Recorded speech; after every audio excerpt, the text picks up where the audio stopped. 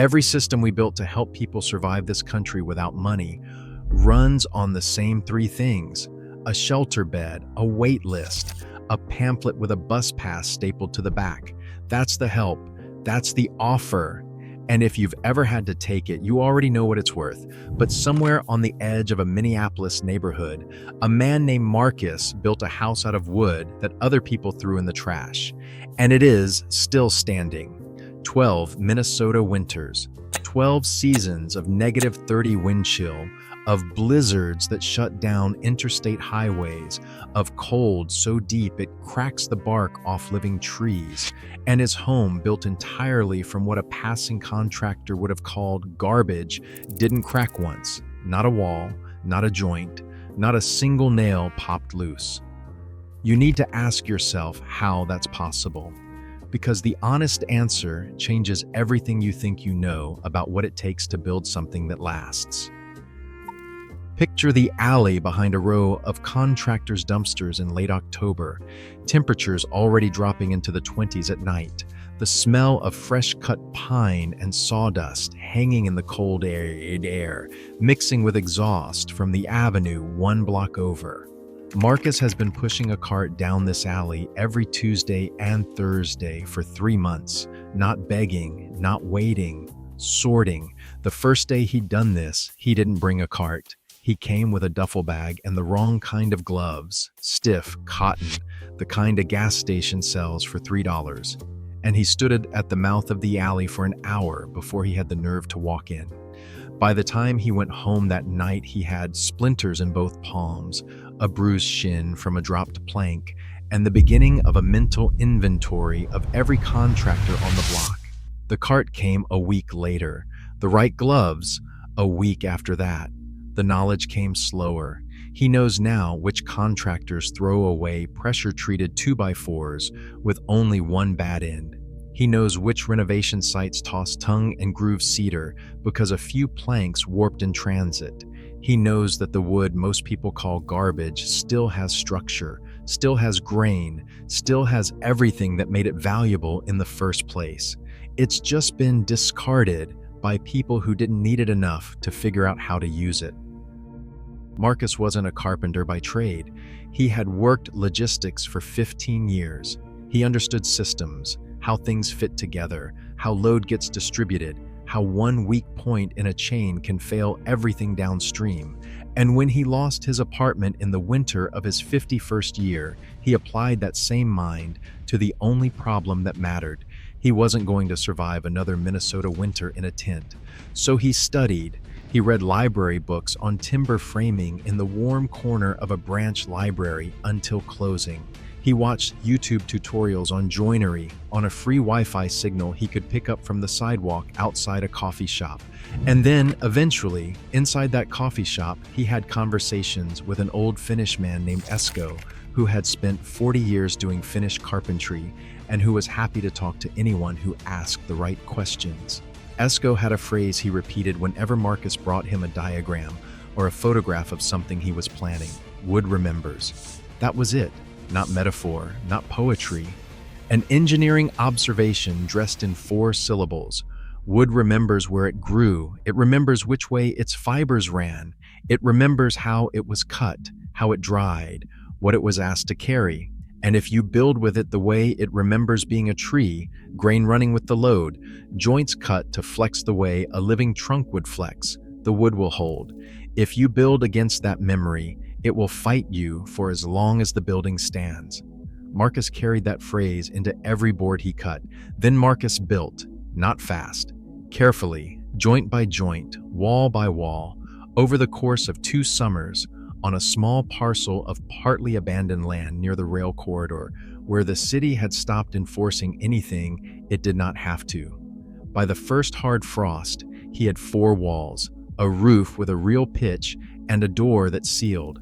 By the first real blizzard, he had insulation packed into every cavity and a secondhand wood stove connected to a proper chimney stack, 12 feet by 14 feet. By any honest definition, a home. Let me ask you something before we go further. Have you ever looked at something broken in your own life? A relationship, a career, a body that stopped cooperating and felt like every tool anyone handed you was designed to fail. Sit with that for a second. If it resonates, the comment section is where these conversations happen. Drop a word, because what you are about to learn about why Marcus's build has outlasted million-dollar construction that is falling apart across this country will reframe every broken thing you were ever handed and told was your fault. Here's where most people start nodding, along with the wrong story. The modern answer to homelessness is a shelter bed, a case manager, a 72-hour stay limit, a referral to a transitional housing program with an 18-month wait list.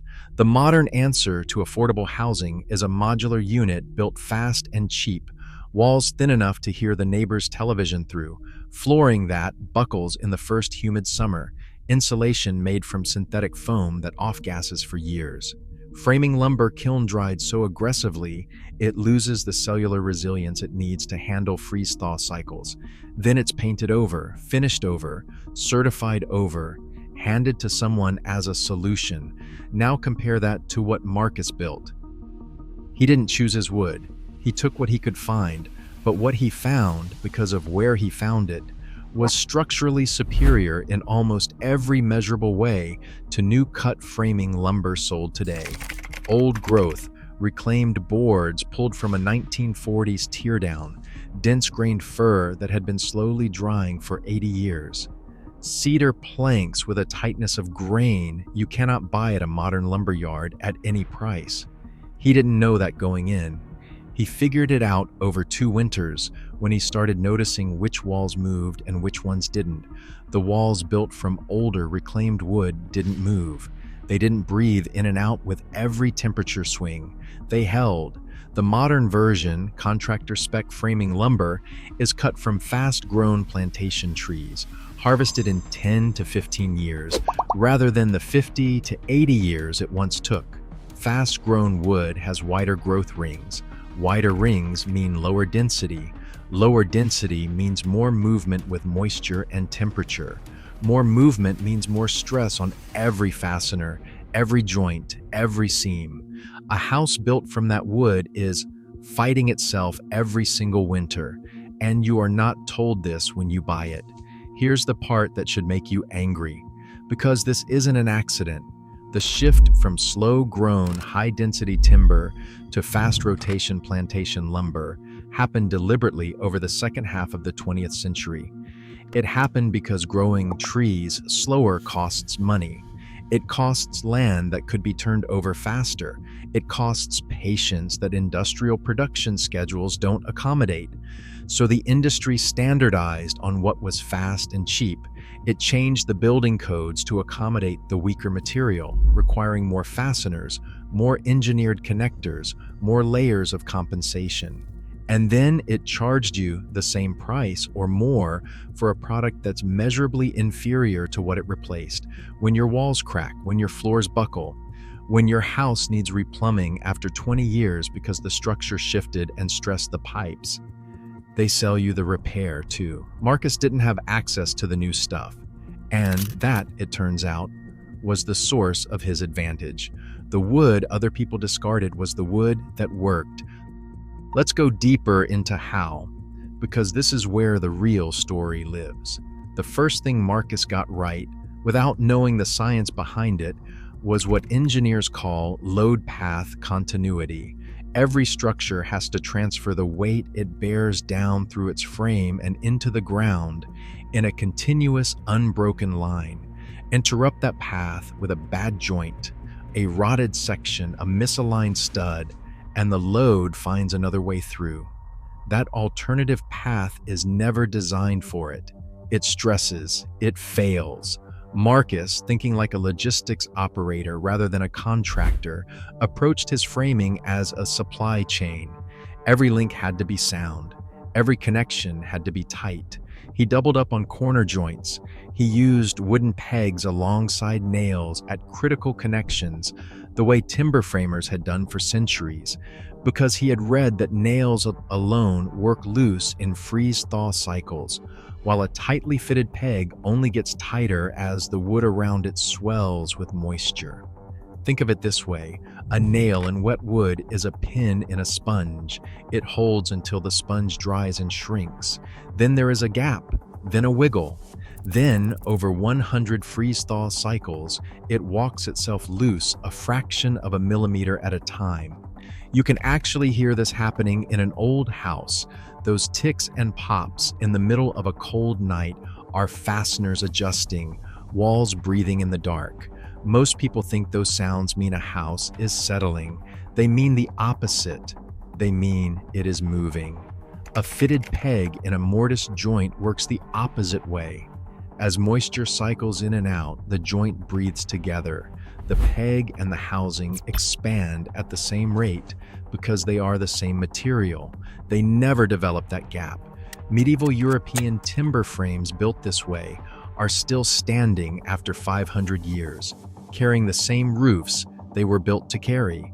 Some of those frames have outlived the villages that surrounded them, the languages their builders spoke, every war fought in the valleys they overlook.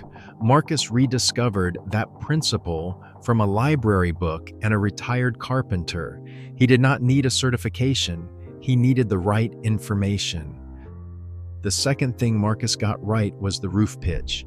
He gave his roof a steep angle, close to 45 degrees, when every quick-build modern shelter goes as flat as possible to save material. Flat roofs hold snow. Snow is weight. In a Minnesota winter, a flat roof can accumulate hundreds of pounds of snow load in a single storm, and that load does not just press down.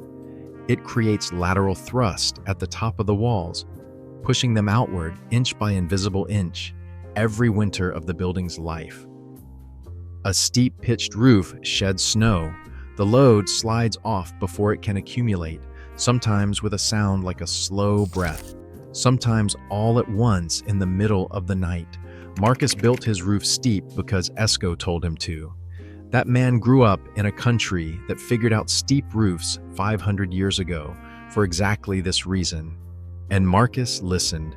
The third thing, and this is the one that separates everything, was the thermal envelope. Marcus could not buy spray foam. He could not buy fiberglass bats, so he salvaged wool blankets, old denim, newspapers packed tight into bundles, a layer of rigid foam boards scavenged from a commercial renovation site. He layered them inside his wall cavities like a quilt. Building scientists call this a mixed material thermal assembly. It is actually more resilient than single material insulation because no single failure point takes down the whole system. If one layer degrades, the others compensate. A spray foam cavity, once it develops a crack or a void, creates a thermal bridge, a lane of cold air driving straight toward the interior. Marcus's layered assembly had no single point of failure. It was redundant by nature, by accident, by necessity. If you are finding this useful, if you are starting to see that the things we throw away carry knowledge the industry would rather you did not access, stay with me. The next part is the one that matters most, and it is where the channel is going next. Subscribe if you want to be there when we get there. So why did we stop building this way? The honest answer is 3 reasons that all happened at the same time. Speed. Traditional timber framing with fitted joints requires skill. A journeyman timber framer needed years of training to cut a proper mortise and tenon by hand. Industrial construction needed to put up buildings fast, with workers who could be trained in days. Nailed stud framing, the system used in almost every American house today, can be taught in an afternoon. The complexity moved out of the structure and into the building codes and the engineered connectors that compensate for the weakness of the method. You do not need a craftsman anymore. You need a nail gun and a schedule. Cost. Old-growth timber was getting expensive by mid-century, partly because so much of it had already been cut. Fast rotation plantation lumber was cheap, abundant, and available in standardized dimensions that worked with the new stud framing systems. The whole approach depended on the cheap wood. To use the better wood would have broken the business model. Technology. Nail guns, pneumatic tools, engineered lumber, LVL beams, OSB sheathing, I-joists, all designed to compensate for the weakness of the underlying material with engineered precision. These technologies made fast, cheap construction feel like an upgrade. It looked better than what came before. It went up faster. It was consistent. What it was not was resilient. The hidden cost was longevity. A timber frame structure with good joinery and dense grained wood can last centuries with minimal maintenance. A modern stud-framed house, by industry estimates, is designed around a service life of roughly 50 years before accumulated movement, moisture, and material fatigue require major intervention. You have been handed a product meant to last 50 years and told it is a home. And here is what gets lost when we accept that trade. The buildings that predate this shift include the farmhouses still standing in Vermont, the barns still standing in Pennsylvania, the Japanese temples rebuilt stick for stick every few generations using joinery with no metal fasteners at all, and the timber frame houses in Northern Europe that have outlived empires. They were not built by geniuses. They were built by ordinary people with access to better material and the time to use it properly. What we lost was not genius. It was access. It was time. It was the assumption that a home should outlast the person who built it, the assumption that the craft of building was worth paying for, and the craftsman worth keeping alive in the community long enough to teach the next one. We did not lose the knowledge by accident. We chose a system that does not need it, and a system that does not need knowledge stops transmitting it. Marcus's structure is 12 years old now. It has had 2 occupants since Marcus moved into permanent housing. Both have made small repairs. Neither has replaced a structural element. The frame is tighter today than the day it was built because the joints have had 12 winters to seat themselves. That is how real wood, real joinery, and real craft behave over time. That is what we traded away. Now, what does this mean for you, practically today, right now? If you are building anything, a shed, a small structure, an addition, or any woodwork project where longevity matters, start by looking before you buy. Architectural salvage yards exist in nearly every major city. They carry reclaimed lumber from demolitions that is often of higher quality than anything sold new. Search for terms like reclaimed old-growth fir, salvaged heart pine, or architectural salvage lumber, plus your city. The wood is denser. It is already dried and stable. It has already survived decades of use, which means it has proven itself, and it frequently costs less than new premium lumber, not more. If you are doing the work yourself, the single most impactful thing you can take from Marcus's approach is this: fit your joints. Don't rely entirely on fasteners. Pre-drill. Use wooden dowels or pegs at critical structural connections. Let the wood do the work it was designed to do. A fastener holds 2 pieces of wood together. A fitted joint makes them act as one piece, and the difference in long-term stability is not small. It is the difference between a structure that fights itself and a structure that settles into its own weight. And if you can't do either of those things right now, if you're just trying to make sense of what's in front of you, start by asking one question of whatever structure you're living in. Is it moving? Run your hand along a baseboard in the winter, then again in the summer. If the gap at the corner changes, that wall is moving. Watch a door frame over the course of a year. If the door sticks in August and swings free in January, that's movement too. Look at the drywall seams above your windows. Small diagonal cracks radiating up from the corners are a signature of a frame that is working against itself, shedding stress into the cladding because the structure cannot absorb it. That movement, multiplied over decades, is how structures fail. Knowing it is there is the first step to addressing it. And one more thing, because this is the piece people miss. If you are renting, none of this exempts you from paying attention. A landlord who has let a building move for 20 years will not suddenly start caring because you noticed, but you will make better decisions about where to live, what to pay, and what to ask for before you sign. Information is the only leverage most of us ever have. You are not helpless. You are just working with information the industry would rather you did not have. Marcus was not a builder by training. He was a man who understood systems, a man with access to the right discarded materials, a man who listened to an old craftsman in a coffee shop and built something that outlasted every expectation anyone had for it. He did not have a permit. He did not have a contractor. He had time, attention, and an absolute refusal to accept that he had no options. That refusal built something that is still standing. He was not primitive. He was not lucky. He was paying attention to principles the industry decided were too slow, too skilled, and too honest to be profitable. The knowledge was not lost. It was abandoned the moment it stopped being cheap to use. We're here to dig it back up. One forgotten method, one discarded material, one overlooked master at a time. If there's a craft, a technique, or a principle you want investigated next, put it in the comments. That's where our next script starts. Subscribe if you want to be there when we find it.